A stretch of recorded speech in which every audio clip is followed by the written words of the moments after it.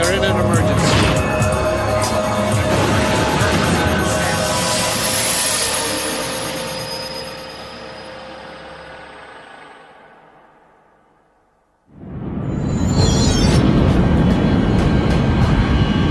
Avianca Flight 52 is in trouble. The crew is exhausted. They're over New York City and almost out of fuel. Are we cleared to land now? Yes, sir, we are clear to land. Tell me things louder because I'm not hearing it. They're cleared to land. Soon the nightmare will be over. Gear down. Glide slow! Listen, grade 500 feet. The captain desperately searches for the runway at Kennedy Airport, Lights! but he can't find it. The runway, where is it? I don't see it. I don't see it. Now they're battling violent wind shear. This is the wind shear. They're going to crash. Hurry the landing gear up! Landing gear up! The plane has hardly a drop of fuel left. They cannot land. Flight 52 is about to crash somewhere over New York. How could that happen? Even the world's finest air crash detectives will never agree about who is to blame. Relevance of testimony. Southwest of Kennedy Airport, with a track brought up. Go 106 to Main Street, Illinois to base.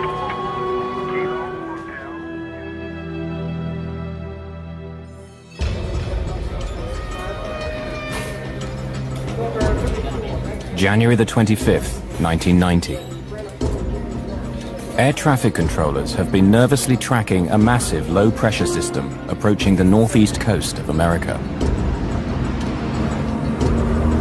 There was a system moving through the Great Lakes, moving east. There was a couple other systems converging. And a lot of times they'll converge in the New York area there, and the whole northeast will go down.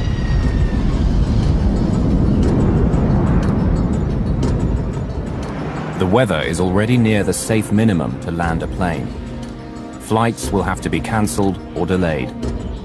The terminals will be choked with thousands of angry passengers.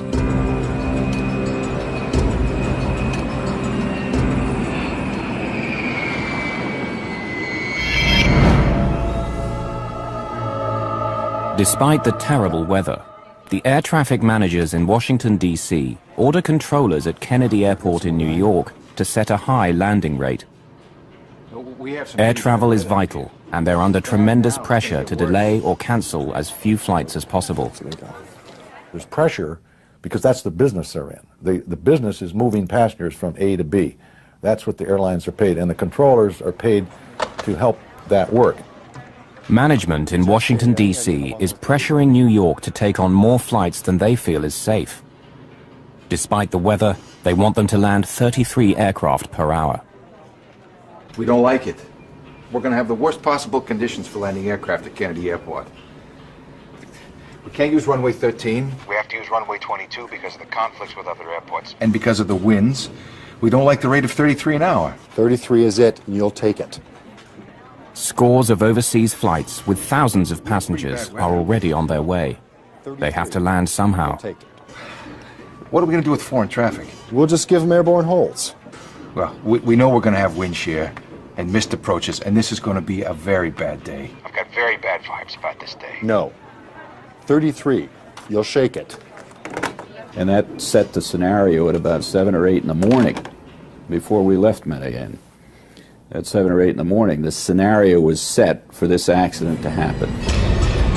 But within the next few hours, fog and low clouds have closed the main runway at JFK.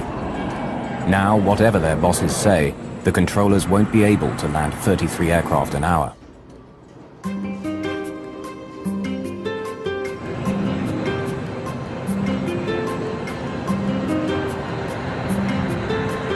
"2,400 miles to the south in Colombia, it's a warm, sunny day with not a cloud in the sky. Avianca Flight 52 is now boarding passengers for New York. Among them, Miriam and Luis Montoya and their 2 young daughters. I remember during that day in the morning, before we boarded the flight, I talked to a friend that was going to pick us up at the airport in New York.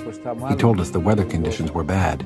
The temperature was very low, and it was rainy, and it was going to be foggy. After a short business trip, Nestor Zarata is traveling home to New York. I received a telephone call telling me that if I could be in the airport in half an hour and not ask any questions or request anything, I would get on the direct flight to New York. In the cockpit, flight engineer Matthias Moyano monitors the loading of over 13,000 pounds of fuel, making a total of 80,000 pounds. Enough for the journey, plus an extra 2 hours flying time. Bianca 052 Heavy, request clearance for takeoff, runway 11. Just after 3 o'clock in the afternoon, Avianca 52 takes off from Medellin with its maximum allowable fuel load. The Colombian airliner heads north for the United States with 158 passengers and crew.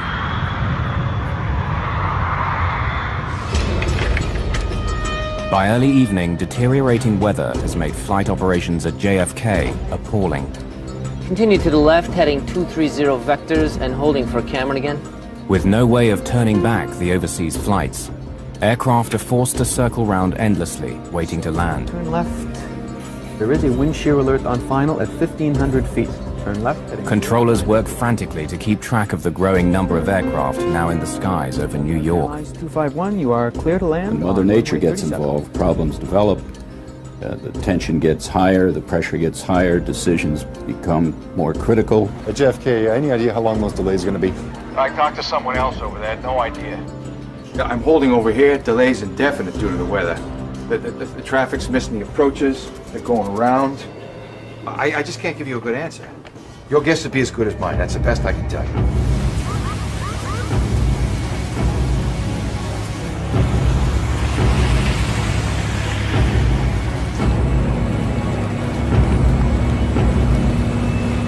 JFK Airport in New York now only has one runway for landing, and aircraft are queuing up to use it. In the near blackout conditions, several planes have to abort their landings, which only adds to the delays. On Flight 52, they know none of this. The crew neither receives nor requests the weather for New York or for their alternate airport, Boston. In this case, Avianca 52 had the capability of calling several different stations or could have called their own dispatch operation in Miami and got an update on the weather. We don't really have any evidence that they checked with anyone to get the updated weather for JFK and their alternate Boston. It's inconceivable to me that someone with a responsibility of other people's lives would fly into a deteriorating condition without checking about, hey, do we have a way out of this place? Avianca 52 enters the airspace near Norfolk, Virginia. After 4 hours in the air, New York City is now less than 40 minutes away. 51-year-old Captain Laureano Caviedes is a seasoned pilot who's been flying with Avianca for 27 years. But his English is poor. All communications with air traffic control will be handled by the 28-year-old co-pilot, Mauricio Klotz. The third man in the cockpit, flight engineer Matthias Moyano, is experienced, but like co-pilot Klotz, he has only 4 months of flight time in the 707. They were a highly experienced flight crew who had been into New York several times previously on behalf of Avianca. So they were familiar with the route and the procedures, and highly experienced pilots. Washington, good evening. Avianca 052 Heavy, flight level 370. Avianca 052 Heavy, Washington Center, roger. Avianca 052, I'd like you to make a right 360-degree turn, and I need you to get a pencil ready for holding instructions at Norfolk. Okay, 360-degree right turn at Norfolk, Avianca 052 Heavy. Avianca 052, you ready to copy your holding instructions? Go ahead, sir. All right, Avianca 052, you are cleared to the Norfolk VORTAC. Hold south on 174 with right turns and 20-mile legs. Flight 52's troubles are about to begin. They're being diverted out over the Atlantic Ocean near Norfolk, Virginia, and placed in a holding pattern. Here, the aircraft will fly an elliptical racetrack pattern while it waits for further instructions from air traffic control. They don't know about the bad weather ahead, but with enough fuel for more than 2 hours of flying, there's no cause for alarm.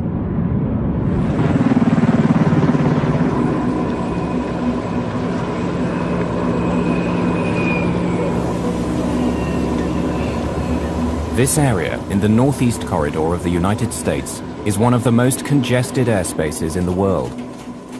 Incoming traffic from overseas is routinely directed through a pipeline of controllers before being cleared to land at one of 3 major airports in the New York area: JFK, LaGuardia, and Newark. Tonight, Avianca 52 will come under the direction of more than 6 controllers, each of whom is trying to get the aircraft now circling over New York safely down on the ground. We just got off the line. It's indefinite holding at this time. 080.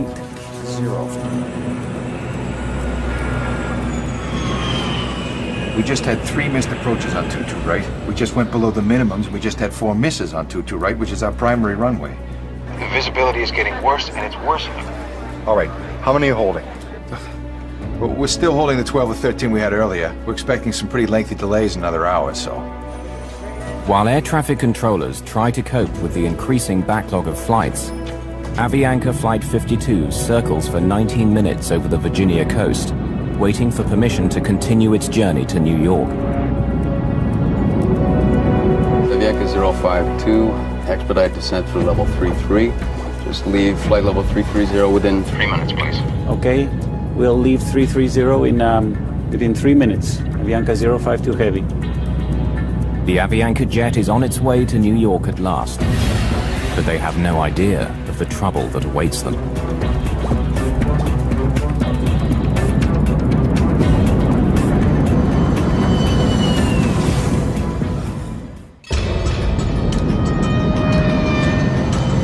Avianca Flight 52 is on its final approach to New York, unaware that conditions for landing at JFK are barely above the safe limits to land a plane.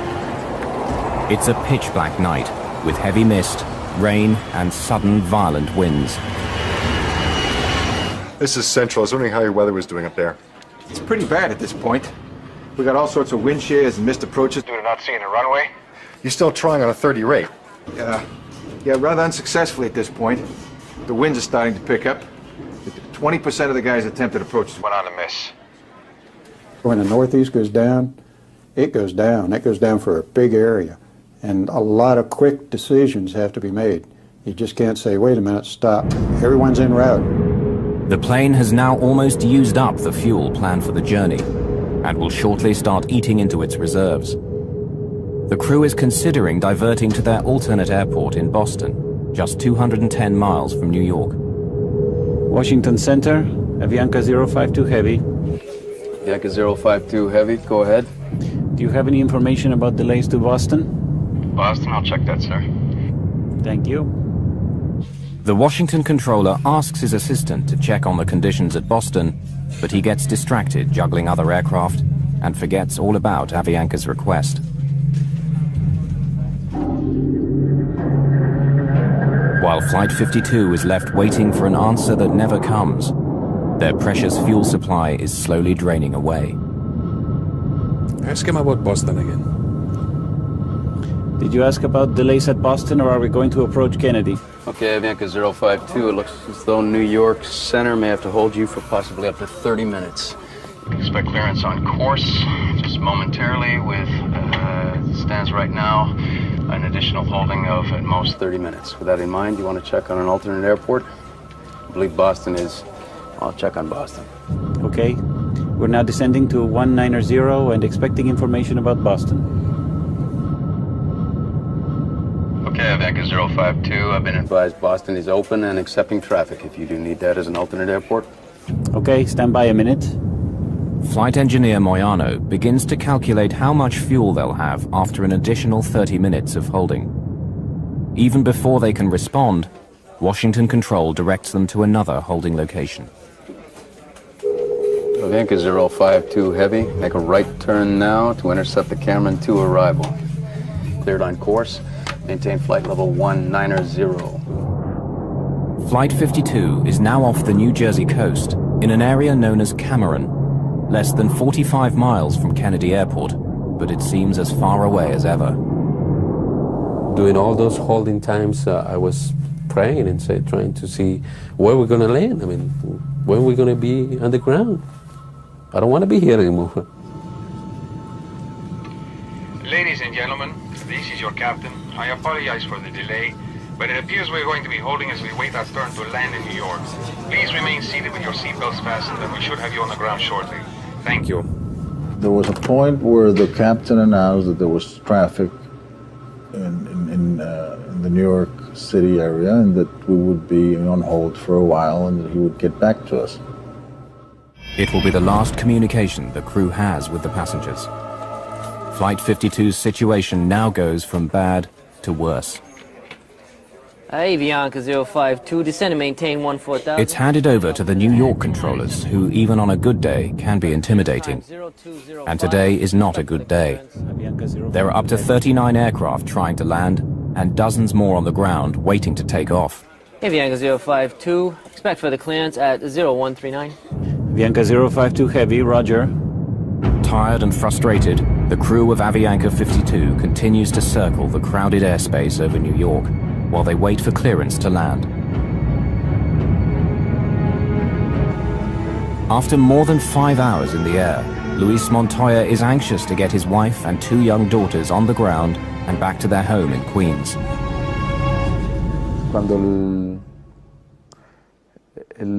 As the flight started to prolong, we started to feel uneasy. My wife was carrying the baby at all times, and we were wondering what could be happening. After all, they weren't giving us any information, and most people began to feel nervous. New York Center finally gives the crew of Avianca 52 the message they've been waiting for. Avianca 052 Heavy, Aviar Kennedy is 2,400 feet. Can you accept an approach? That's an affirmative, sir. They think they're finally in the clear. Avianca 052. Then, calamity. The foul weather and zero visibility forces several aircraft just ahead of them to abandon their landing attempts and make a second attempt. The controllers have bad news for the Colombian airliner. Avianca 052. Continue to the left, heading 230 vectors, holding at Cameron again. Another hold. Okay, 230 vectors for holding at Cameron. Kennedy, Avianca 052. Avianca 052, go ahead. Thank you, sir. You have any estimates, sir? Avianca 052 Heavy, I might be able to get you in right now. Stand by. Thank you. The crew wait silently and hope. But when the reply comes, it's more bad news. Avianca 052, we just got off the line. It's indefinite holding at this time. The Avianca 052, turn left, heading 090. Hold at Cameron, maintain 1000. They've been held up for 48 minutes on the way here. Now they've been circling around for another 25 minutes, only a few miles from the safety of JFK Airport. They were progressively moving toward JFK, and they were held in the air for 3 times. This certainly would put some stress on the crew as to the fact they want to go from A to B. They don't want to fly in a racetrack for an hour just holding. At 8:55, the cockpit voice recorder begins recording the last 40 minutes of Flight 52. The crew at this stage seem resigned, or are perhaps too timid to complain. Moments later, Avianca is given more unwelcome news. Avianca 052, expect further clearance time 0205. Expect further clearance in 20 minutes. It's now that the stress level in the cockpit begins to rise. 0205. Well, I think we need priority. We are passing out of fuel. Avianca 052, roger. How long can you hold and what is your alternate? Okay, stand by a minute. The flight engineer quickly calculates the remaining fuel. Yes, sir, I will be able to hold for 5 minutes. That's all we can do. Avianca 052, roger. And what's your alternate? We said Boston. But it's full of traffic, I think. Avianca 052, say your alternate again. It was Boston, but we can't do it now. We'll run out of fuel. Avianca 052, cleared to land at Kennedy via heading 040, maintain 1000 at speed 180. The Avianca crew, when they felt that they were being handed off to an approach controller now and given a heading and a lower altitude, I'm sure in their minds they thought, well, they even commented on a cockpit voice recorder, we're being handled or we're being taken care of. It's okay if I send 4 more your way? Casino, I'm back in the hold again. I got 4 in the stack and there's no end in sight. I can't keep you times. I'd be guessing if I did. This guy's killing me. Avianca 052 only has 5 more minutes in the hold. You gonna be able to take him, or I'll set him up to his alternate?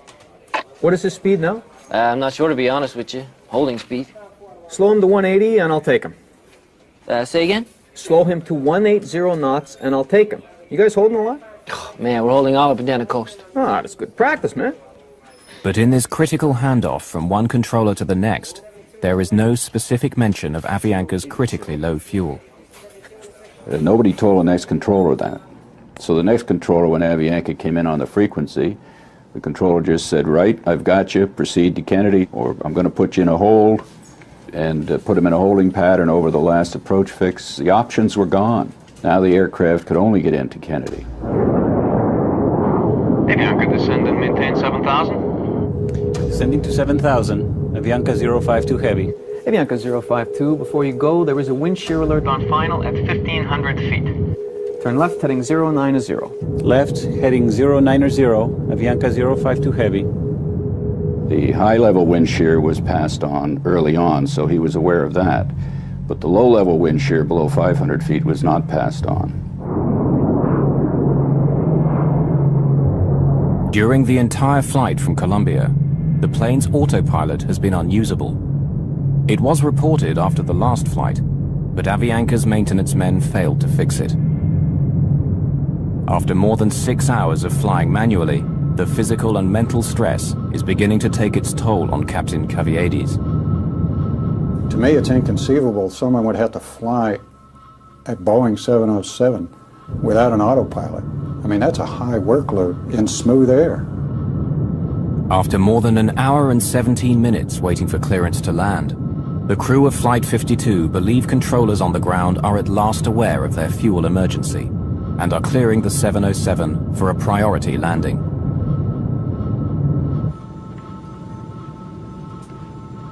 In the cabin, the flight attendants and passengers have no idea that their plane is dangerously low on fuel.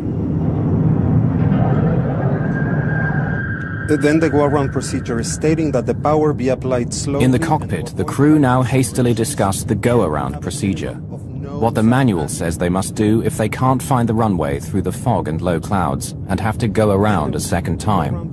It's standard procedure. Power be applied slowly and to avoid rapid accelerations and to have a minimum of nose-up attitude. To maintain what?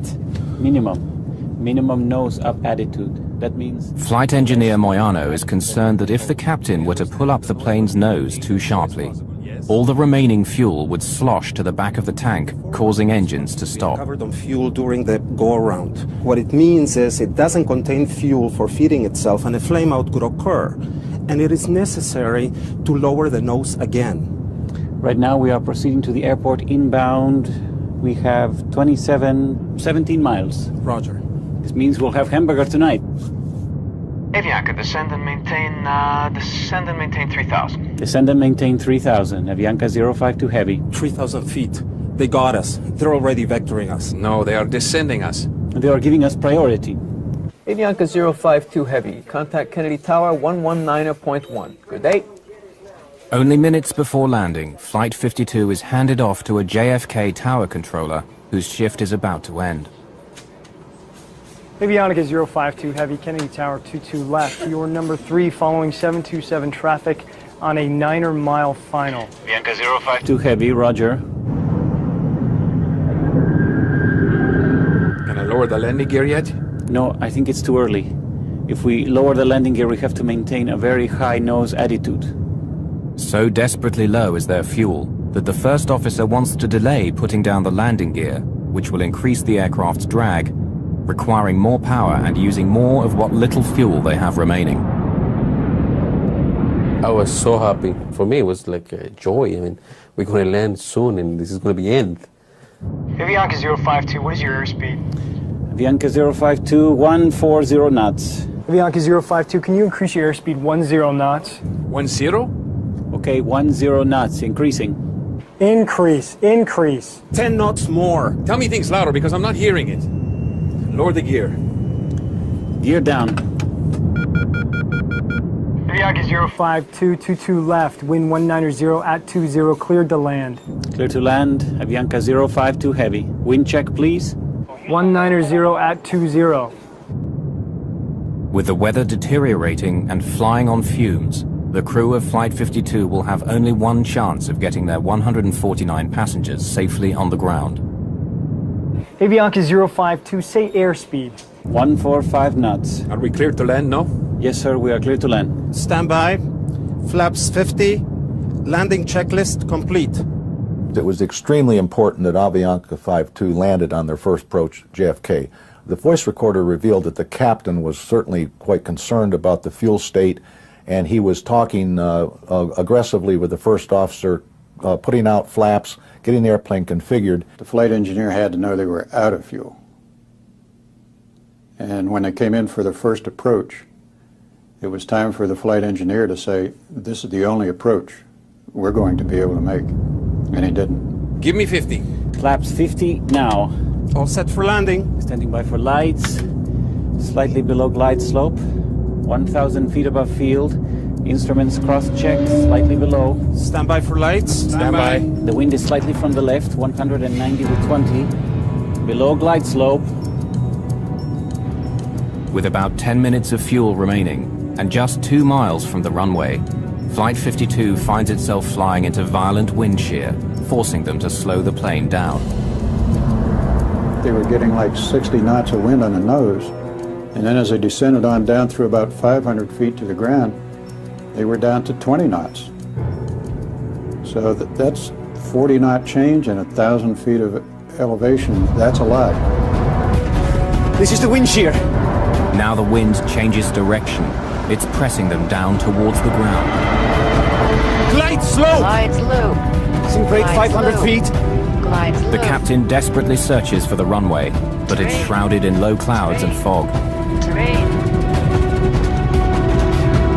Lights! The runway, where is it? I don't see it. I don't see it. The plane's warning system is telling them that they're about to crash. Look.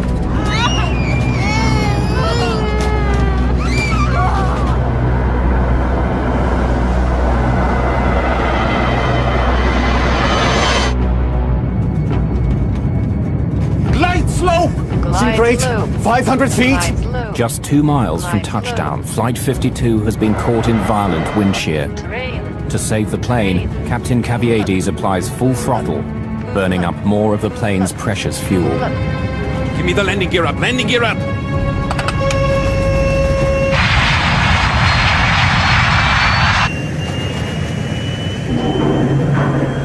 The airplane was about 200 feet above the ground, about 2 miles from the runway, which was well below the glide slope and very dangerous. So the airplane almost crashed on its first approach. When you get a missed approach, now it changes the whole ball game. Request another traffic pattern. Executing a missed approach.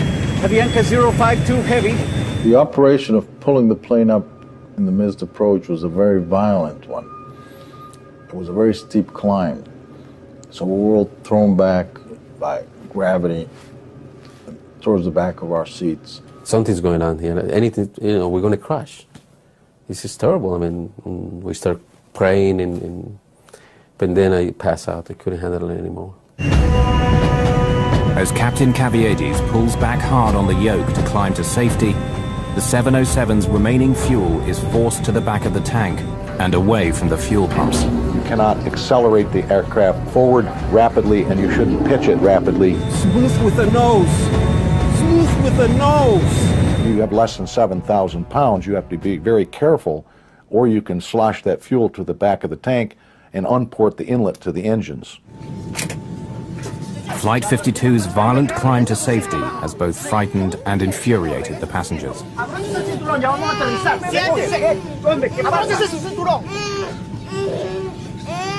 Mi My baby Daniela also started to feel uneasy and began to cry.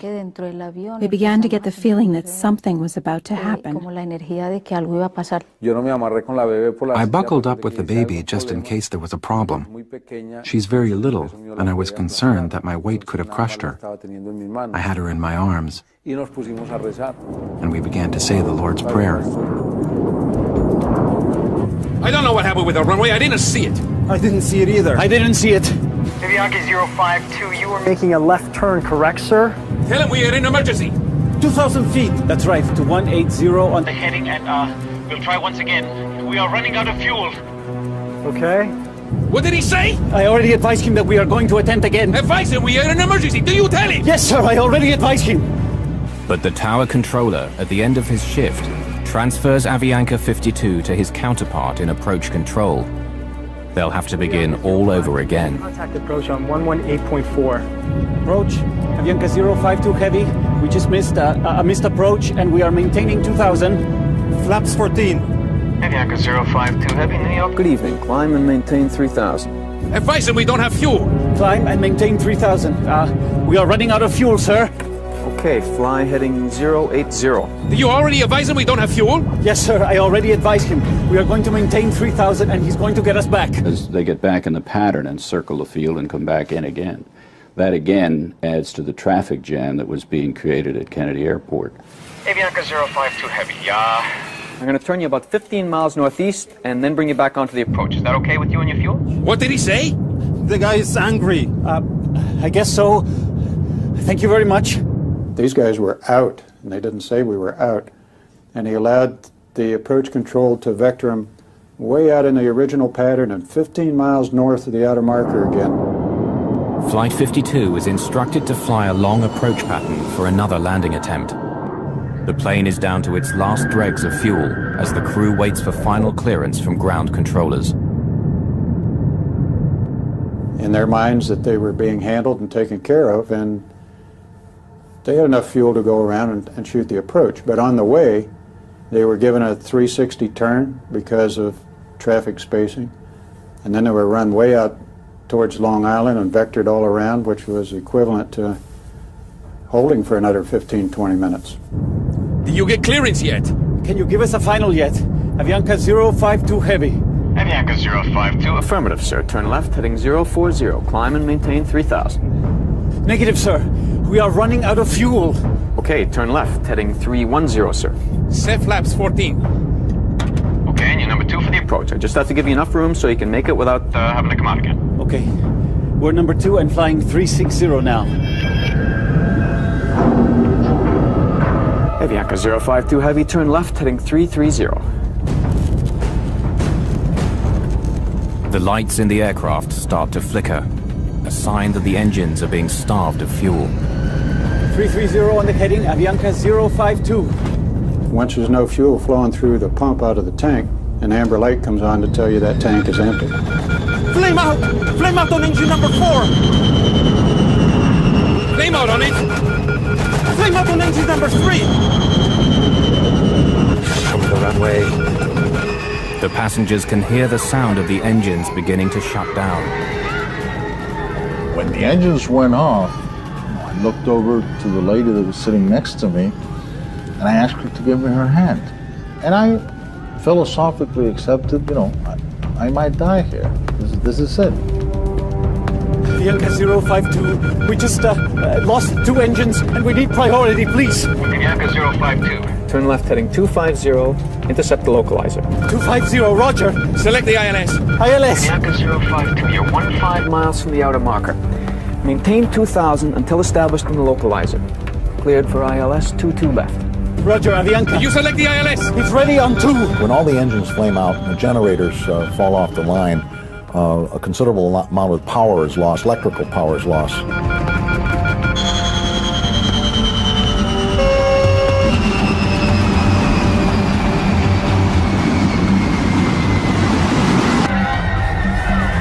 In the cabin, the screams, the crying, and then this terrible sound of the wind against the fuselage as the plane drops from the sky.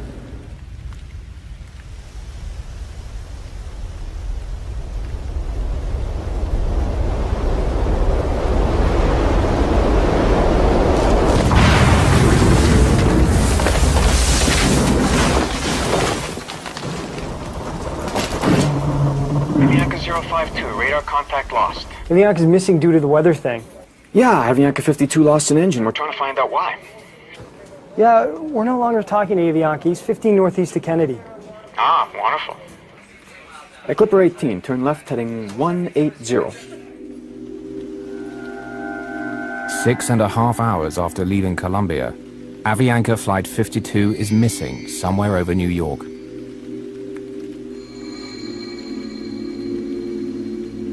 Yes, hello. I live in Cove Neck in Oyster Bay, and there is a plane crashed in our yard in front of our house. When I woke up, the first thing that I did, I put my hand over here in my back, and I was bleeding. I said, "Oh my God, we crashed." Both my legs were broken, and I had, blood all over the place. El asiento en el que estaba sentada la hija mía, sí recuerdo que The estaba. seat where my daughter was sitting was totally destroyed by pieces of steel that happened to have come from the wing. Pedazos de hierro que entraron del ala y lo. I found my baby Daniela amongst the pieces of a torn-up, twisted chair. And I picked her up like this, and she was drenched in blood. Bañada en sangre. Avianca Flight 52 has crashed on Long Island, New York, less than 17 miles from JFK Airport. From deep in the woods, medical technician Bob O'Brien can hear the survivors before he can see the shattered 707. What I first heard was there were just some people who were crying in pain, but it was apparent immediately what had happened when the plane hit the mountain and just stopped dead. It just fell out of the sky. That's how witnesses describe the crash of Avianca Flight 52. A strangely silent crash. There was not a big fire here. That will make it easier for investigators to examine if there were any gas or engine problems. There have been reports of lightning in the area just before the plane went down. Spokesman for the Controllers Union says that Kennedy is critically understaffed, a problem that is compounded by bad weather. Rescuers have not yet given up on finding more victims. Lo primero que me acuerdo es que yo miro y First thing I remember is that I looked up and I saw a priest. He was praying for me and I was lying down on the ground. Right above us, I saw 3 or 4 helicopters flying over us. 3 o 4 helicópteros volando encima mío.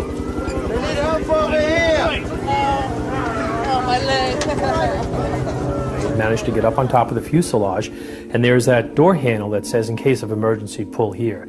So I pulled that door handle, and that door handle just went and the door came open about 4 inches. And then I was able to flip that over, and I could just see piles and piles of people strapped in their seats. The extreme G-force of the crash has broken off the cockpit and catapulted it through a stand of trees and into the deck of a home some 100 feet from the impact site.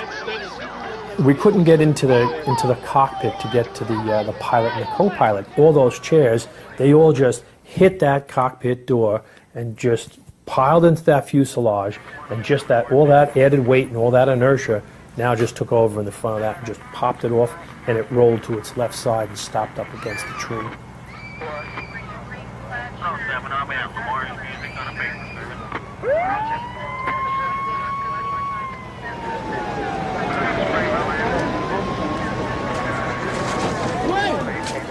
Come on, somebody get the back. And I saw some cables, and I saw a big hole in the fuselage over the passengers that were sitting next to me who were kind of unconscious. And on top of me was this guy who was bleeding, and big guy, I don't know who he was, but he was on top of me, but I was sitting. I pulled myself with those cables towards that hole, which was over the wing. I started screaming, "Hey, help me out, help me, take me out of here." And then somebody, when they realized that I was alive, they removed they took away the guy who was on top of me, and they took me out of the airplane. At that moment, a fireman was climbing on the wing, and he saw me, and he said, "There's a guy here," and he pulled me out.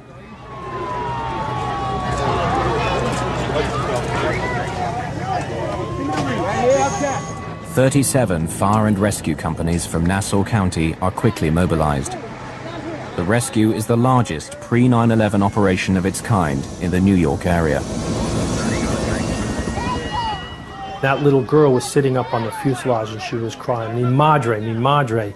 And that imprint of horror just was, you just in your mind's eye focus right back in on, I saw mi madre, I saw her mother. And I know what that little girl was seeing. It was horrible enough for me, and I'm a professional rescuer. Entonces yo inmediatamente me di cuenta. I realized that my baby was dying, so I began to scream. Please help me! I had the baby here, please.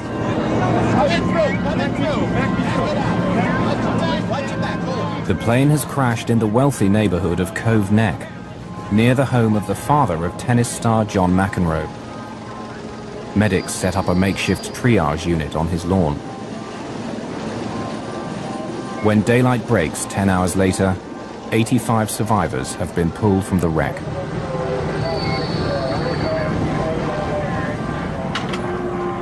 The lead flight attendant is the only member of crew to survive the crash.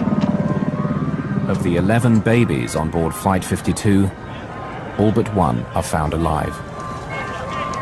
Among the dead are several passengers with drugs hidden inside their bodies.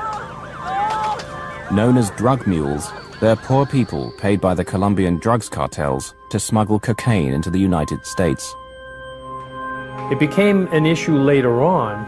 They posted police officers at the morgue because they were afraid that the drug cartel would come in and try to steal the bodies because they were worth $1 million apiece, and they were waiting for this shipment, and there were a lot of them.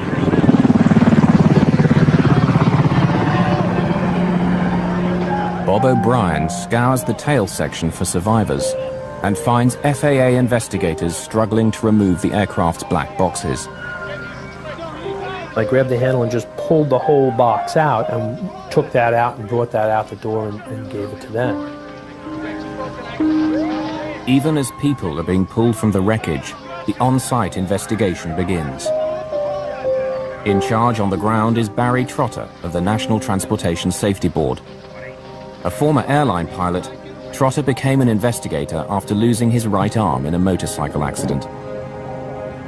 The condition of the aircraft was really astonishing to see that that much of the structure was left in the condition that it was in. It hit right on about a 28-degree embankment, and with the wings and all the other trees, it only slid 28 feet, so it hit and stopped instantly. Unaware of the details of Avianca's troubled flight, investigators quickly find a valuable piece of evidence. You could look at the engines right away and you could tell the engines were not turning. So there was no power on the engines. That was the first big clue. Trotter and his team examine the fuel tanks and find just a few gallons of jet fuel still on board. It becomes clear why the 707's engines stopped turning, but the question of who's to blame is still to be answered. In the community of Cove Neck, New York, salvage workers begin the task of dismantling the shattered remains of Avianca Flight 52. But there's still one critical question. Who is responsible for Flight 52 running out of fuel and causing the death of 72 passengers and crew? The answer will be worth millions of dollars and affect dozens of lives. At the lab of the National Transportation Safety Board in Washington, D.C., investigators are eager to recover data locked inside the two black boxes. The most telling of these is often the flight data recorder, which records critical information, such as the plane's altitude, airspeed, and heading. When we recovered the flight data recorder and brought it to our lab in Washington, we opened it and found that the foil wrap was not hooked up. So someone had actually intentionally taped the end of the foil so it wouldn't fly around and put it back in the airplane. Without the crucial flight data recorder, investigators rely heavily on Flight 52's cockpit voice recorder, which is found with more than 40 minutes of voice recordings of the crew and communications between the first officer and air traffic controllers. Yes, sir. We are clear to land. Stand by. All set for landing. Below glide slope.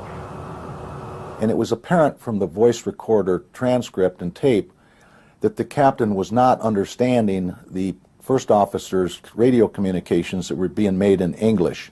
Everybody wants to blame the pilot, but he may be the last person to make a decision, and the scenario which caused him to be in that position where he makes the decision was created by several other people along the route.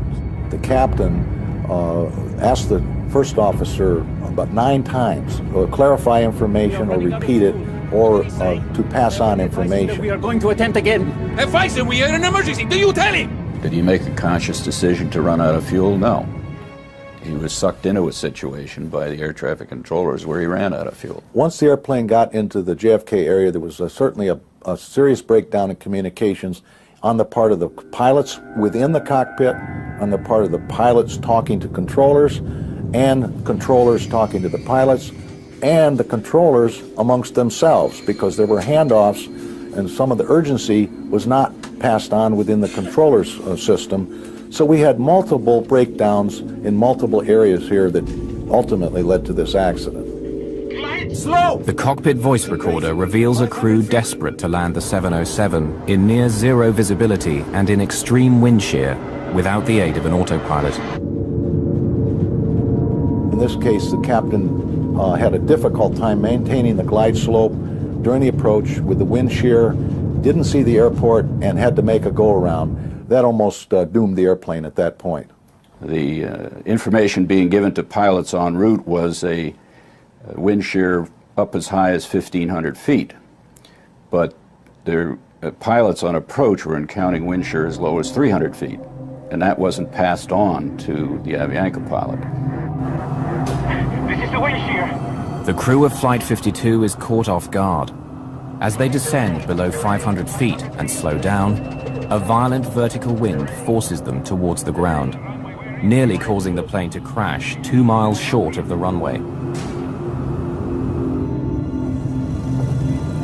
Ironically, Avianca 52's lack of fuel resulted in no fire or explosion, saving the survivors from almost certain death.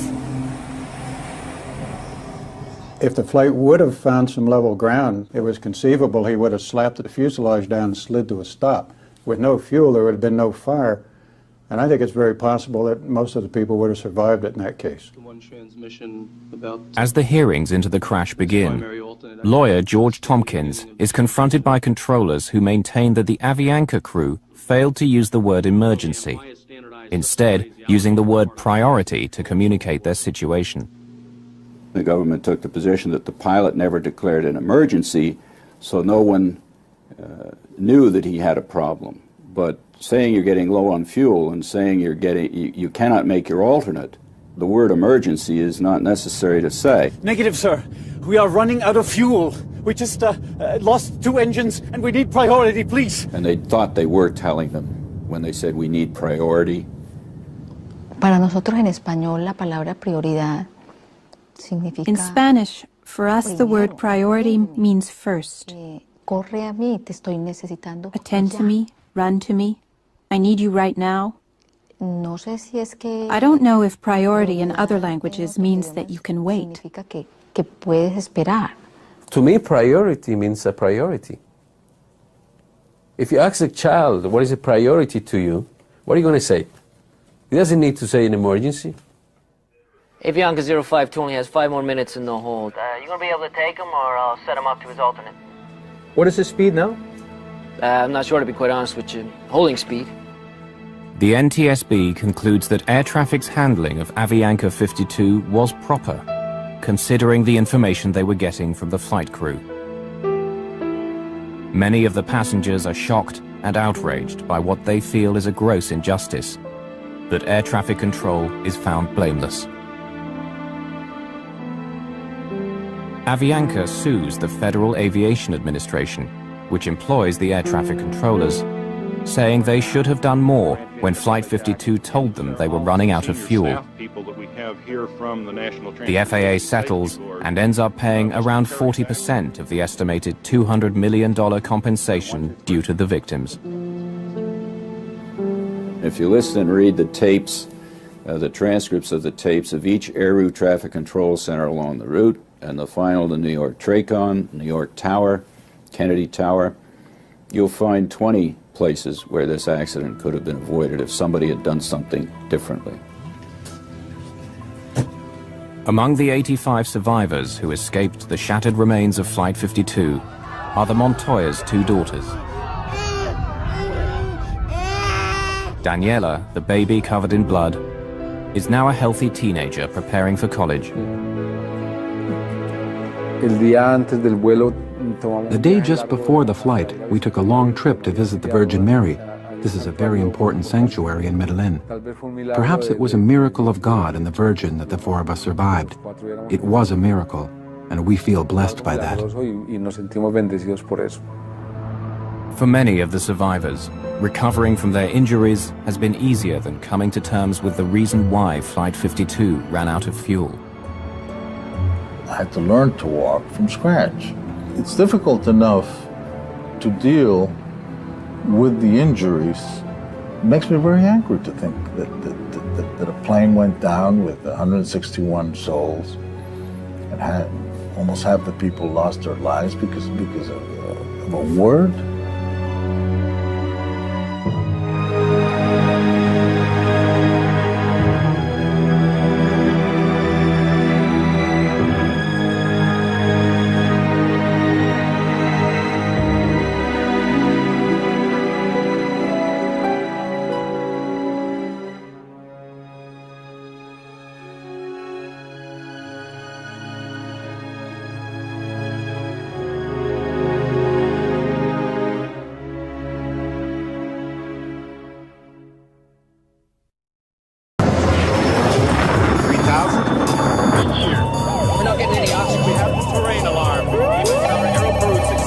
We are in an emergency.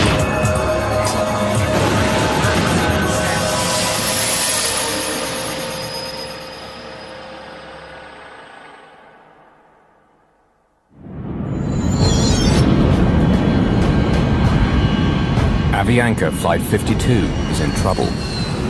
The crew is exhausted. They're over New York City and almost out of fuel.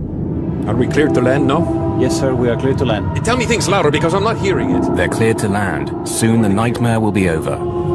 Gear down. Glide slow! Listen, grade 500 feet. The captain desperately searches for the runway at Kennedy Airport. Lights! But he can't find it. The runway, where is it? I don't see it. I don't see it. Now they're battling violent wind shear. This is the wind shear.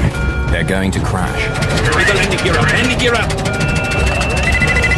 The plane has hardly a drop of fuel left. They cannot land. Flight 52 is about to crash somewhere over New York. How could that happen? Even the world's finest air crash detectives will never agree about who is to blame. Relevance of testimony. Southwest of Kennedy Airport, with a track brought up.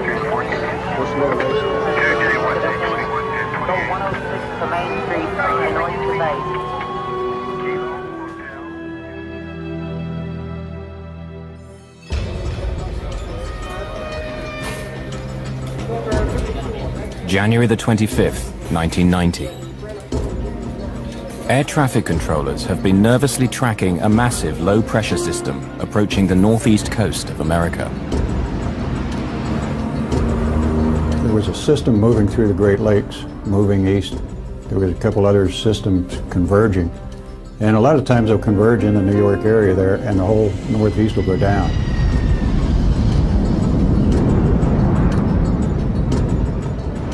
The weather is already near the safe minimum to land a plane. Flights will have to be cancelled or delayed. The terminals will be choked with thousands of angry passengers.